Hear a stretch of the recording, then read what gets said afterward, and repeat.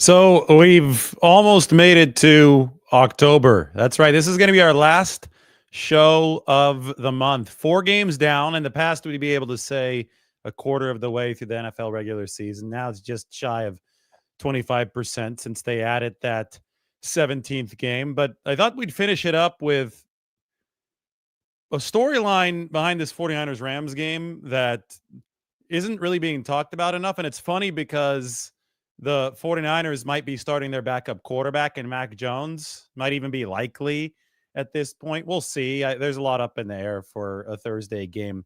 But you know how everybody was talking about Mac Jones and comparing him to Jimmy Garoppolo, especially around the 2021 draft. Guess who the backup for Matthew Stafford in LA is?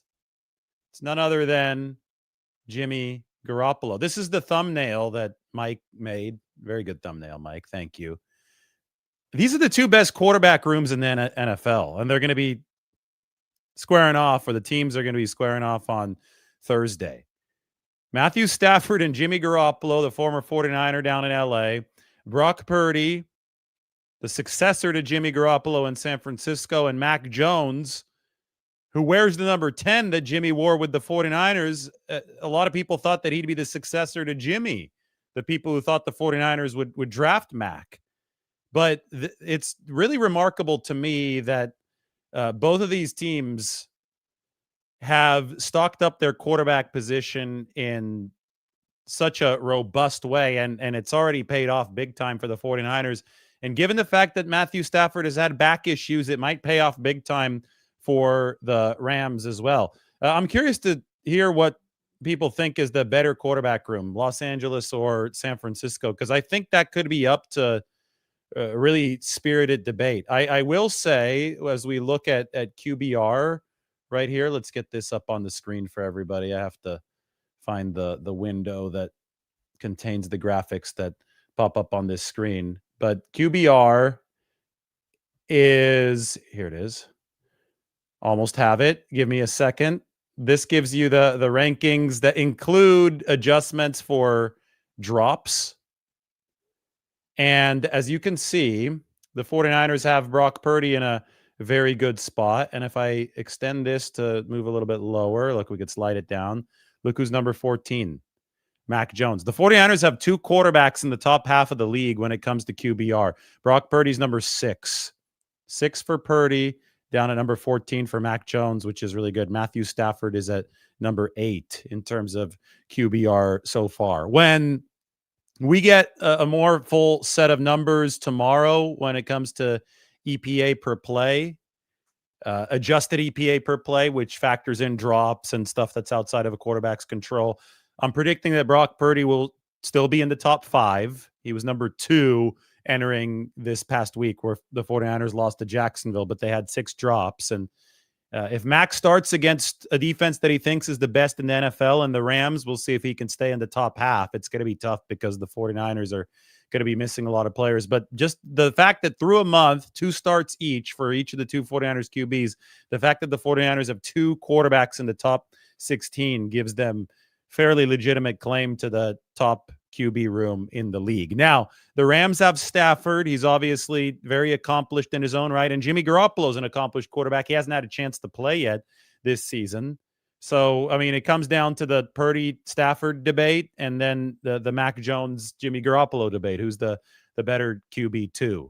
And they both are working with excellent play callers and Kyle Shanahan and Sean McVay. But I just think that's an interesting twist here. There was a time about a month ago where we thought that the Rams might be playing Jimmy Garoppolo against the 49ers because Matthew Stafford couldn't get out to practice during training camp with the back issue that just kept on stretching out and stretching out. But he finally got it right, got on out there. Matthew has played well, as you saw, number 8 QBR so far this year, still delivering his vintage signature no-look passes. And he's advancing in age. I think everybody gets that as he climbs into his upper 30s. But Matthew Stafford is still as dangerous as ever. I will say, though, as far as predictions for this game go, I'll warn you, you could watch my prediction show tomorrow morning. I'm going to have that uploaded tomorrow. I'm going to warn you, this is going to be tough for the 49ers.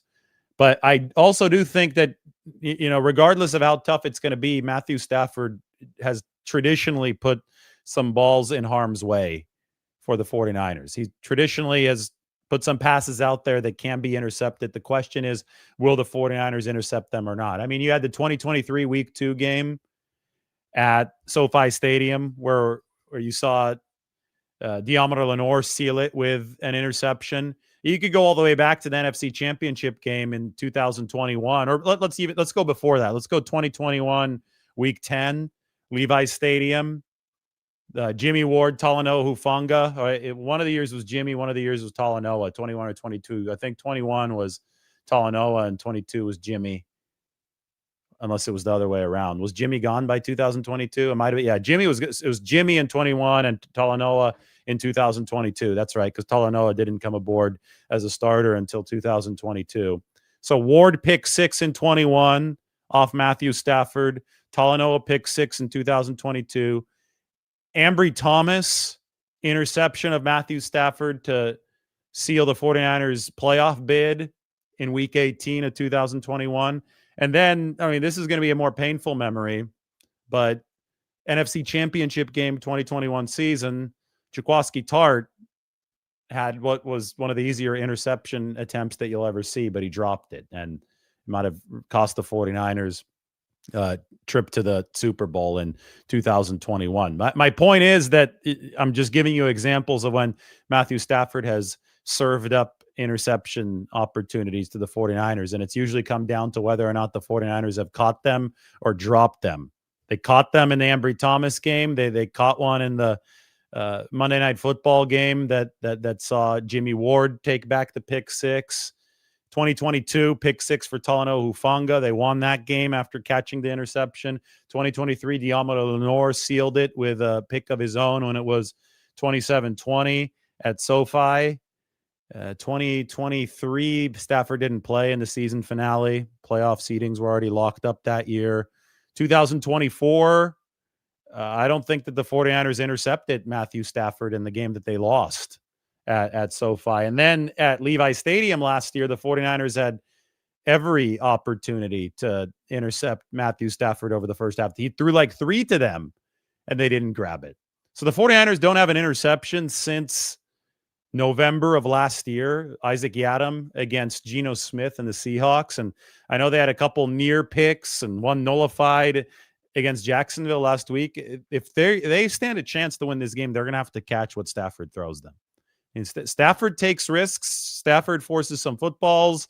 You got to make him pay for it if and when he does that in this football game, period. I think that's the 49ers' one realistic chance to even this out a little bit, because they will be at a talent deficiency in this game. Now, as far as the 49ers, we're not sure if it's going to be Brock or Mac Jones. Mac today, he said that he thought that the Rams have the best defense in all of football. And I have the rankings for the defenses. Might as well pop this out. The EPA and DVOA rankings right now for the best defenses in the NFL are not uniform. Toward the end of the season, once we get a much larger sample size, then I think that you'll begin to see a little bit more uniformity between those rankings. For now, though, I've got it here, and I'll get it up on the screen. Mac today, his quote was that he thinks that after watching the tape of the Rams, that he thinks this is the best defense in all of football. Number one, he said. If you go by DVOA, which is defense adjusted value over average, which factors in strength of schedule, Seattle's the number one defense. 49ers went in there, beat them week 1. Cleveland, with Myles Garrett and company's number 2. Jacksonville, 49ers just played them. And, people are talking about how scary Jacksonville's defense is, but the 49ers had nearly 400 yards and probably would have had 30 or more points had they just dropped a couple fewer passes in that game. But Jacksonville can turn the ball over. That's for sure. That's why they score so high. Atlanta, much improved. They're coming to Levi Stadium after this 49ers road trip.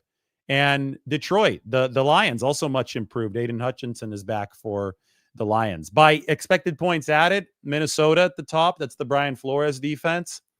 Jacksonville, number 2. So Jacksonville is the team that shows up on both of these lists. So, there's something legit about what the Jags are doing, but there's also something legit about the fact that the 49ers were basically able to move the ball at will against Jacksonville. They just weren't able to hold it at will.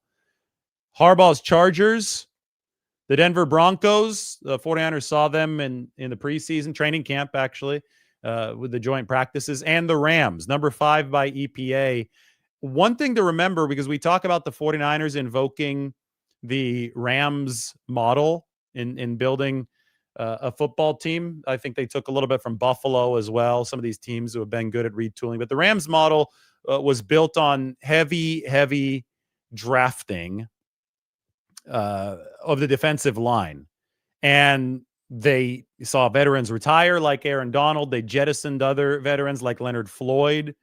They brought in a lot of first-year players. They had 20-plus rookies the other year on this football team. And it was just a completely overwhelmed roster when it came to the youth. And they were the number 29 defense over the first 3 months of the season in 2024. And over the final 2 months, including the playoffs last year, the Rams were the number 5 defense in the NFL. So they blossomed in real time.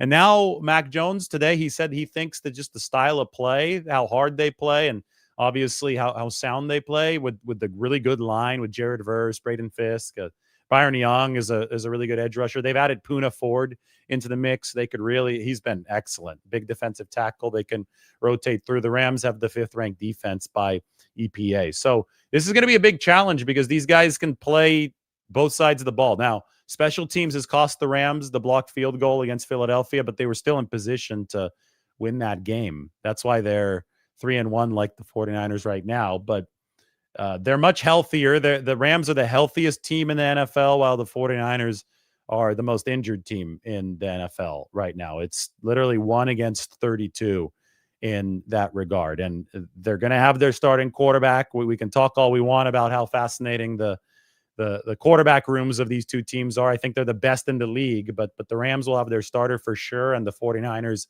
it's really iffy there between Mac Jones and Jimmy Garoppolo. I do think on the quarterback front, you need 2.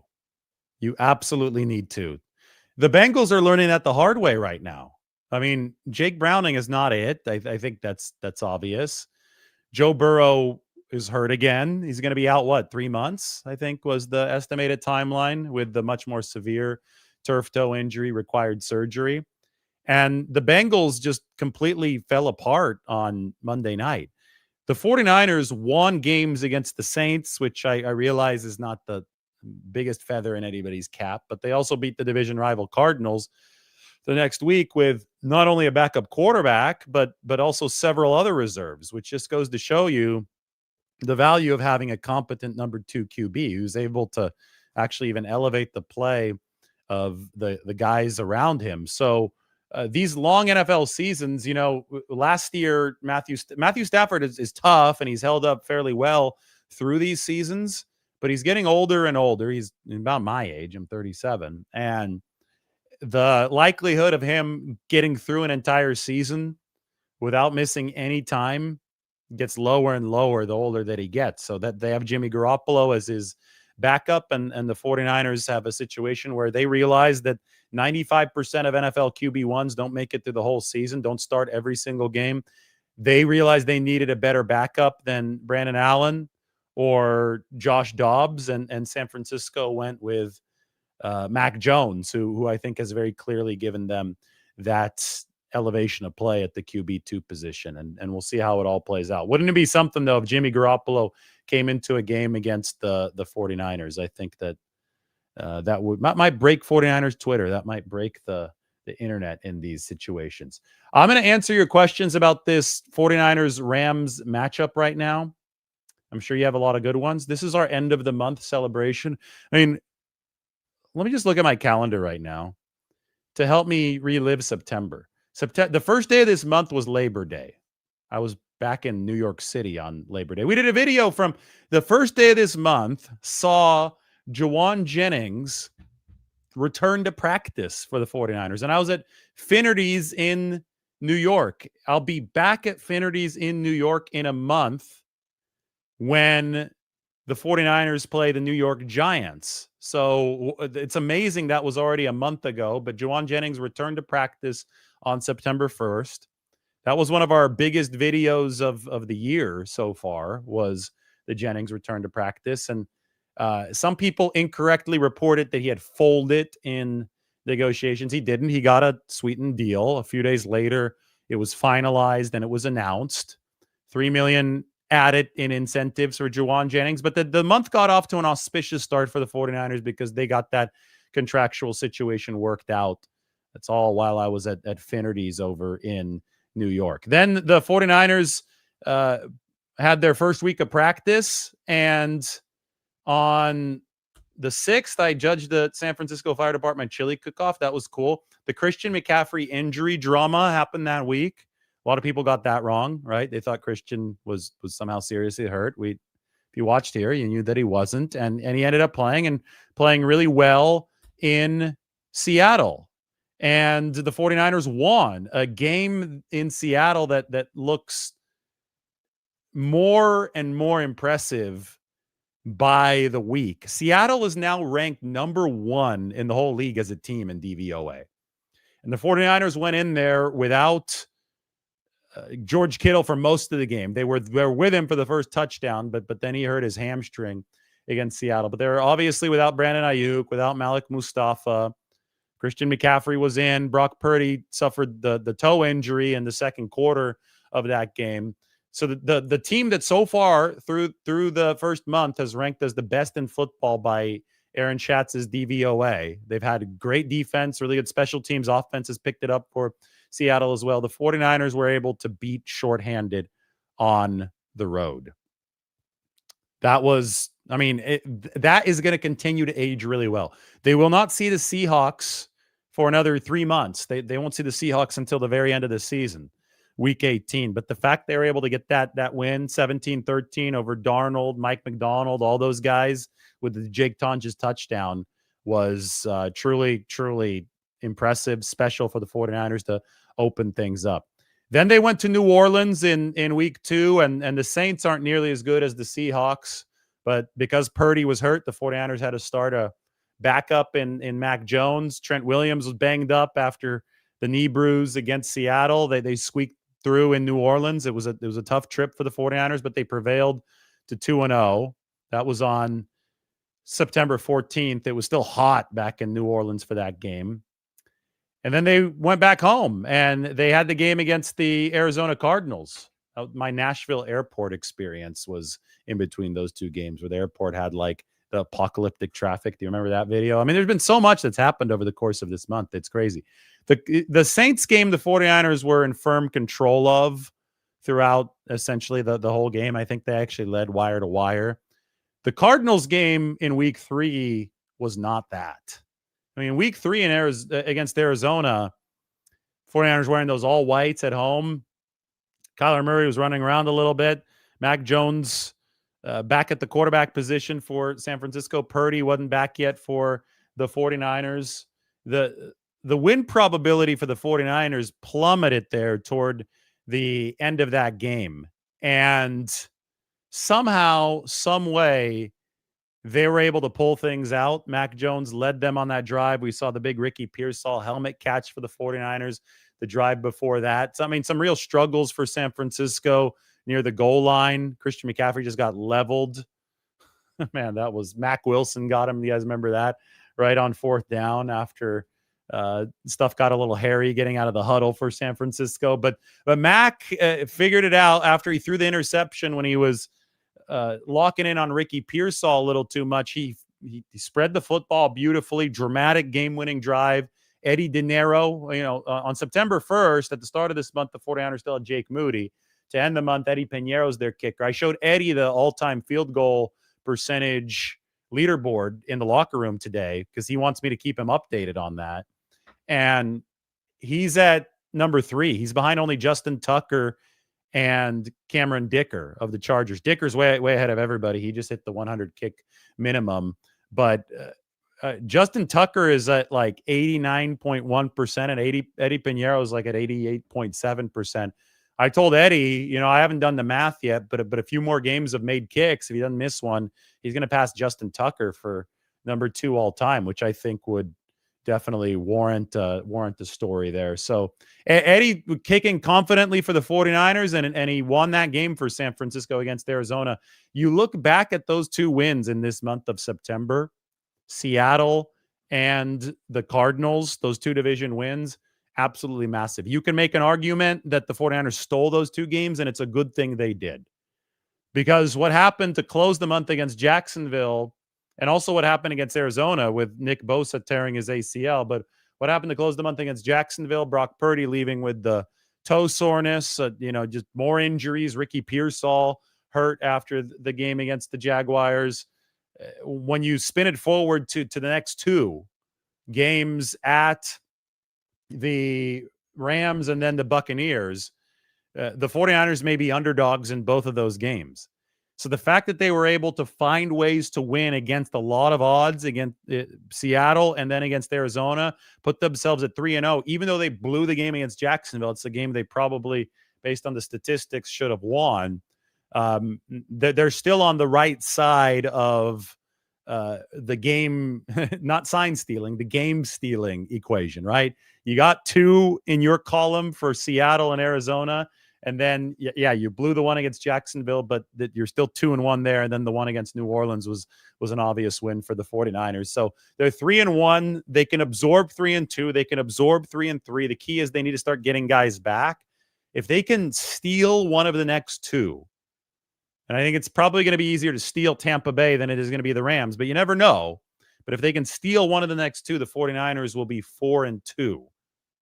Entering the Falcons Sunday night football game back at Levi's Stadium, and that wouldn't be a bad position for the 49ers to be in. So all things considered, September was a good month for the 49ers. You open it up 3-1. In the marathon that is an NFL season, they did lose a key warrior for the whole run, and Nick Bosa. Robert Saleh's defense wasn't good in the first half, that's for sure, against Jacksonville without Bosa, but they were good down the stretch against Arizona and then good down the stretch against Jacksonville. And that's a reputation you want to develop. If you can be a good defense over the second half of games, if that becomes part of the 49ers identity, if adjustments and successful execution of those adjustments become part of their DNA this season, because right now the cement is still drying, right? We're still trying to figure out who all these teams are. Probably through October, the cement's still going to be drying. By November, it's usually firmed up. But if the 49ers have that reputation of strong finishers on the defensive side of the ball, which they showed with Bosa in week 1 and then Bryce Huff in week 2, right?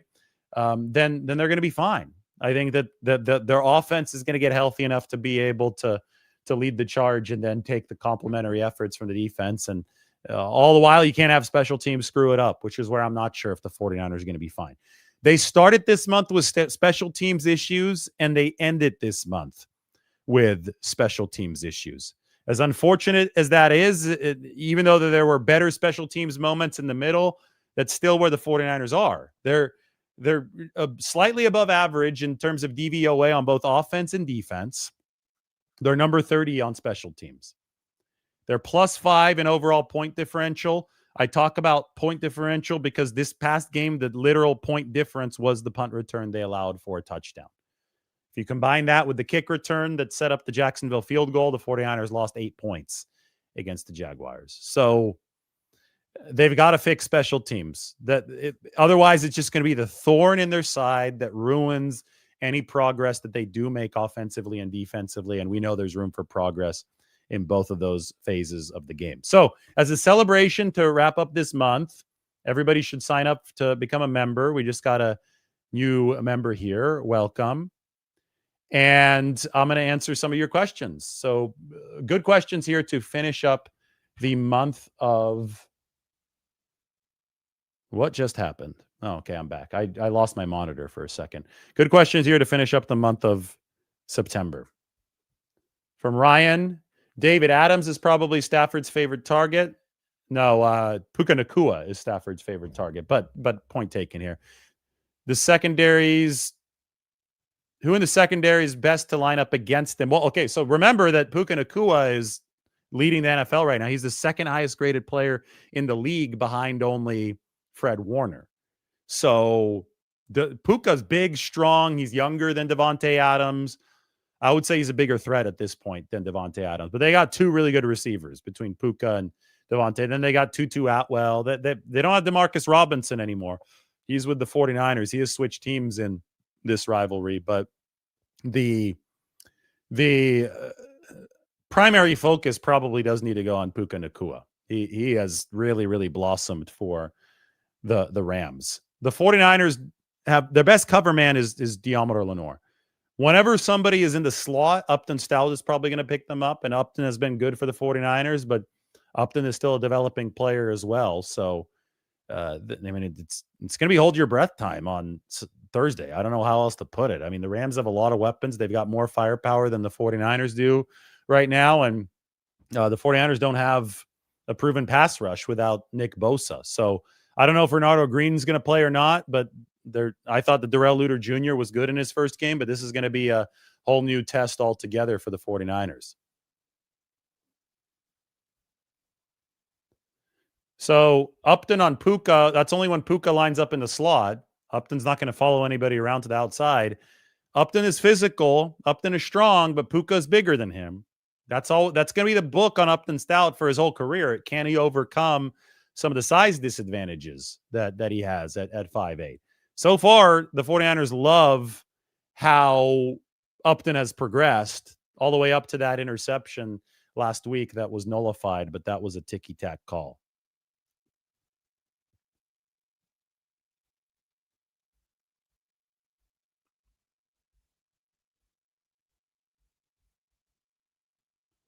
Will the offensive line keep up with the Rams defense? So the 49ers offensive line is a tricky beast to analyze. People are being way too simplistic with it. First off, Trent Williams hasn't been bad. And there's this narrative going around that Trent, oh my God, he's aging. Of course, he's 37. He's not going to be the same player that he was at 33 or 34, but 2021 was probably his best year. And then unfortunately, that's when he suffered the high ankle sprain that compromised him in the NFC Championship game. But you've got to be able to take Trent's performance and look at it in the context of the whole line. The weakness on the line right now is left guard with Connor Colby.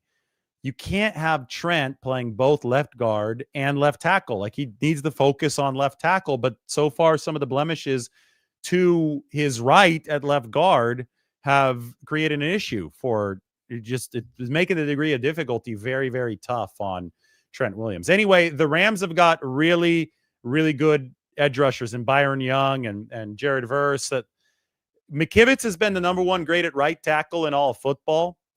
So he's going to get to work against guys like I said, like Byron Young and Jared Verse, and it's going to be a fascinating matchup. McKivitz is at it. Those 7 pounds of muscle. He's really surged year after year. I think Trent Williams will be ready for the challenge on Thursday as well for the 49ers, but will they be ready to handle the interior? Because it's not just about your tackles. It's about what Poona Ford can do for the Rams on the inside. It's about Braden Fisk and what he can do for the Rams on the inside. And I think that Jake Brendel has been about average. He's ranked number 14 in pass protection, number 4 in run blocking. And Dominic Pooney, he's slid a bit. I don't know if he's fully healthy, but he's been about average. Left guard, though, has been bottom barrel for the 49ers. And they're playing a 7th-round rookie who injured his groin before his first start. And this offensive line is only going to be as good as its weakest link. So if they could repair the weakest link, yeah, they have a chance to really compete. But this is going to be a tough, tough game against one of the, I think, 5 best defenses in all of football. A front that has blossomed together, that's added a piece in Poona Ford. The strength of this Rams defense is its line, for sure. Can the 49ers hang? Can they run the ball a little bit? Can they diffuse some of that pass rush? I think that the 49ers strategy has to be take the profit. I think they have to be very, very smart with how they operate offensively. Win in a bar fight against the Rams. That's what you did in 2021 and 2022 when your back was up against the wall. You simplified the offense. You went short game heavy. You kept that pass rush from getting to you because of all the quick release stuff you were doing. Deebo Samuel was a huge part of that game plan. Maybe put Christian McCaffrey in the Deebo role. if you're the 49ers here. Maybe surprise the Rams with some Isaac Guerrero at the running back role. Who knows? Jordan James can get in the game. I think this is the kind of game to try some of that stuff out. It's not a must win, but it's a game where I don't know if you'd be all too wise to play your injured players. So I don't know if Ricky Pearsall's going to go. I don't know if Brock Purdy's going to go if he's not 100%. I think that you give the Rams your best shot schematically and then try to create a mini bye week or a faux bye week with a longer rest, but also a chance to give some of the injured guys a full week or 2 weeks off before they play against the Tampa Bay Buccaneers. Whatever you do, I think that you could look at the game plans in 2021, 2022, even 2020 as really good ones. Even 2019, when the 49ers came in there with 2 backup tackles at the Coliseum against the Rams, Justin School and Daniel Brunskill. You guys remember those days? And they were able to use a pared down game plan to beat Aaron Donald and the Rams. They were able to get the ball out quickly. It was Jimmy Garoppolo back in those days. And run the ball decently efficiently, but just with a high enough floor to where they weren't losing yardage. 3 and 4 yard gains were enough. They hogged the ball. They've moved the ball well so far. Now it's time for the 49ers to hog it. The way that they've beaten the Rams when they've been shorthanded in the past is through ball hogging. Keep the defense on the sideline, even more important without Nick Bosa available. So we'll see if the 49ers... You can't get in a track meet with these guys. They are way more equipped than you are right now. You cannot get in a track meet with the Rams. That's the key. It's technically Levi's South, and it's a home game. There's going to be 61% 49ers fans, according to Vivid Seats, in this stadium. Maybe not as much as the 80%, 70 to 80 that we've seen in the past, but they also might be underestimating how many 49ers fans there will be. Man, we got some people thinking that this is going to be a Niners 41-17 win. I don't know about that, man. We got other people thinking the Rams are going to blow the 49ers out 45-10. I think if the 49ers win, it will be very close. I think if the Rams win, it could be a bigger margin in this game.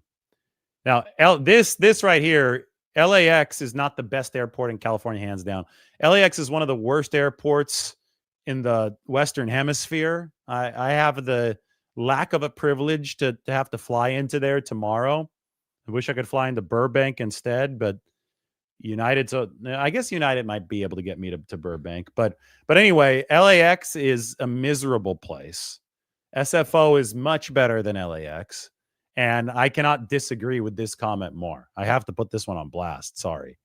I mean, LAX, that they recommend to people. I don't follow it, but they want people to get there 4 hours before their international flights to give you any idea of what kind of operation LAX is. SFO is a much, much more pleasant place. Plus, I think SFO is a better Asia gateway, especially with United. I mean, we can go into all that stuff. You get all the same domestic flights from SFO. Somebody growing up in Visalia, which is between LAX and SFO, I'll tell you what, we were a little bit further from SFO, but we picked SFO to use because nobody wanted to use LAX. Like, people in LA hate LAX. Like Joshua here says, LAX is an absolute circus.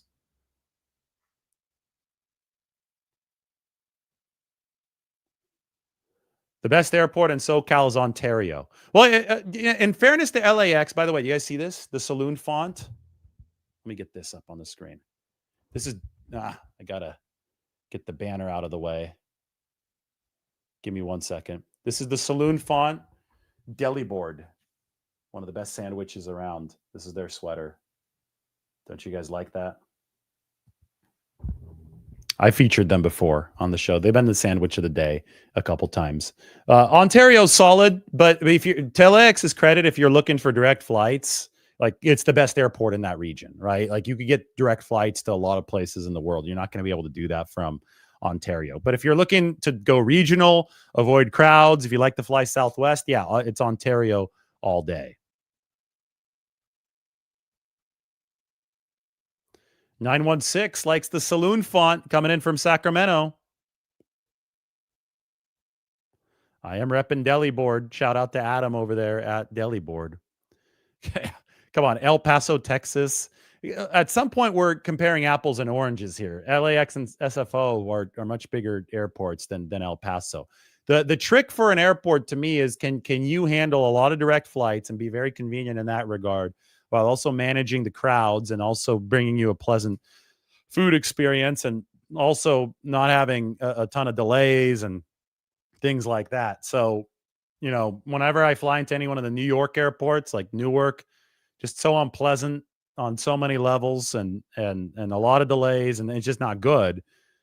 LAX, I think, has a really high delay rate too. SFO has some issues with the fog, planes coming in, but for the most part, it consistently is at the near the top of a lot of the airport rankings because of how pleasant it is for a very large airport.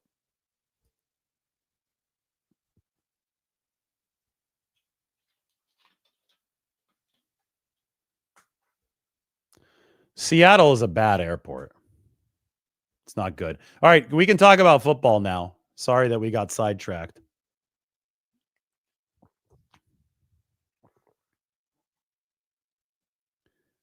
Demarcus Robinson game. That's right. This could be the Demarcus Robinson revenge game. Was with the Rams, 500 receiving yards last year.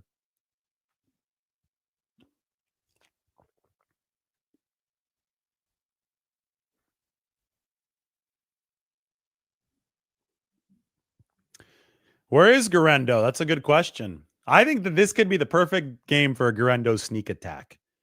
I think if you're going to unload any trick plays, you do it as an underdog. This might be the biggest point spread the 49ers face as underdogs of the season, to be 100% honest. They're 5.5 point underdogs. They're like nearly touchdown underdogs in this game. If there's ever a time to bust out some tricks, it's here. I mean, special teams might want to consider doing something crazy because they can't be much worse than they've been in that game against Jacksonville. So we'll see.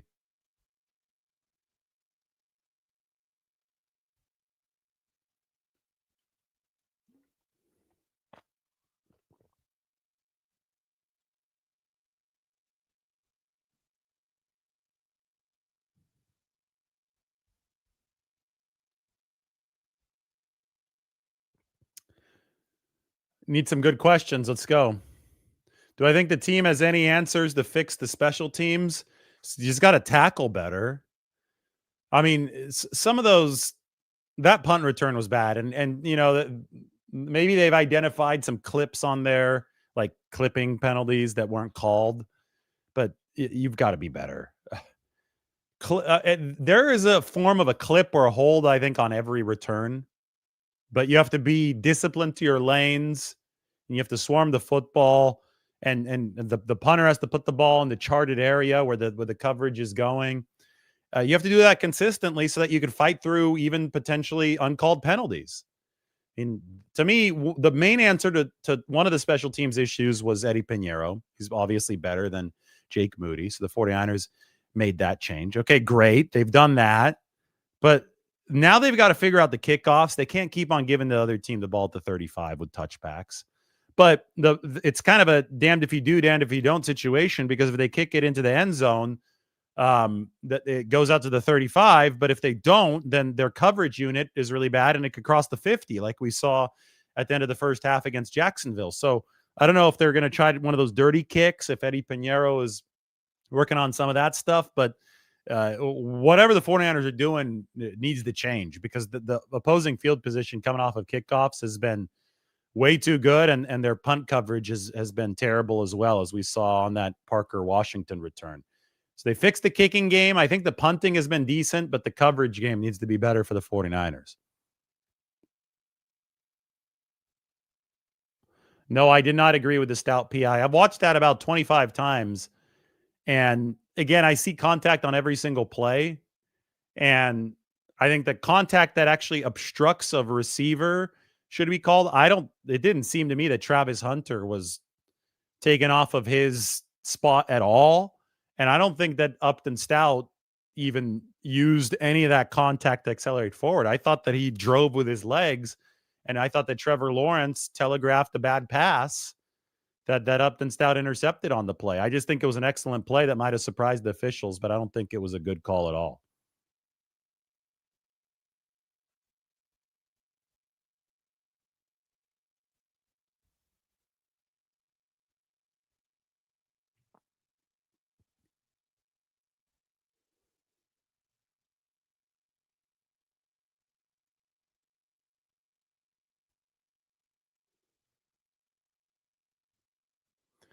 Ryan asks about the fumble. Purdy is supposed to be behind the B gap. Brendel and Pooney let one. Then a second Jaguar get in, and one of them was Armstead. Yeah, Purdy was thrown off of his spot big time. I mean, the job of the quarterback in an ideal world is to hold on to the football if he gets hit, but that's not always going to happen if the pocket around him is collapsing in a really unpredictable way. I mean, they did need to protect that play better than they did. It was a good rush schemed up by Jacksonville. And Armstead was one of the two guys that got through. Purdy tried to sidestep one of them, but his sidestepping took him right into the arm of Eric Armstead. I mean, it's tough. The protection on that play wasn't good enough.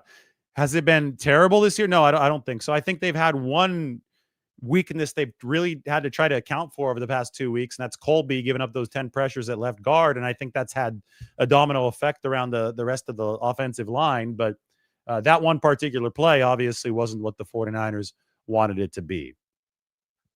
Must have felt good for Eric Armstead, though. All right, that is the month of September. Let's wrap it up. Everybody, thanks for watching this month. We will be moving on into October. We're starting tomorrow morning with our 49ers Rams prediction. So hit the alarm bell, hit the subscribe button, do all that.